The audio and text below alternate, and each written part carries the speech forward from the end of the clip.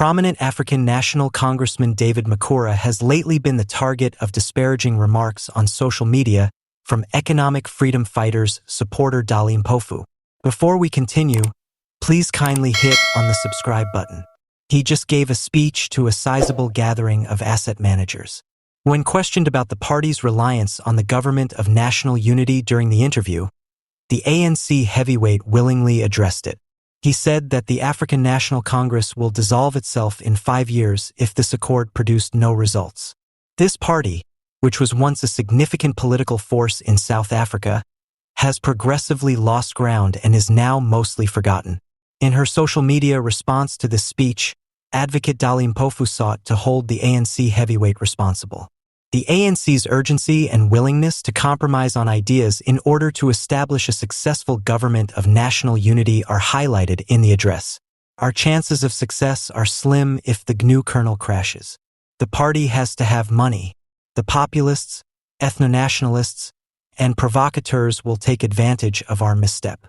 I'm sorry, but Helen Zille is not me. Protester Dali Mpofu boldly claimed that ANC leader David Makhura was the speaker at a recent conference of 5,000 asset managers. By continuing its affiliation with the Democratic affiliation, the African National Congress is endangering its prospects of winning the public's confidence in the government of national unity. Political commentators have claimed for a long time that the ANC is eroding their own political authority. Once again, the African National Congress, ANC, is working hard to repair the damage done to its reputation by addressing accusations related to the state capture issue, which is a big part of South Africa's recent political history. The ANC has said that it would concentrate its investigation on 3 notable members connected to the corruption crisis in an effort to establish accountability and rebuild trust. The ANC, which has always been seen as a lighthouse of emancipation and integrity, has been under a lengthy shadow since the state capture investigation, which exposed widespread corruption and poor management under former President Jacob Zuma's government.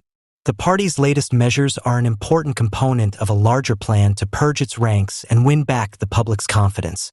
The 3 individuals who are now being investigated are well-known individuals whose roles in the controversy have garnered a lot of media and public interest. Although the ANC has not provided particular details about the claims or the roles played by these people, the party's leadership has stressed its dedication to openness and responsibility. This move is a part of the ANC's larger plan to right historical wrongs and signify a departure from actions that have damaged the party's credibility. The African National Congress, ANC, wants to separate itself from the corruption that tarnished its rule and project a fresh image of integrity.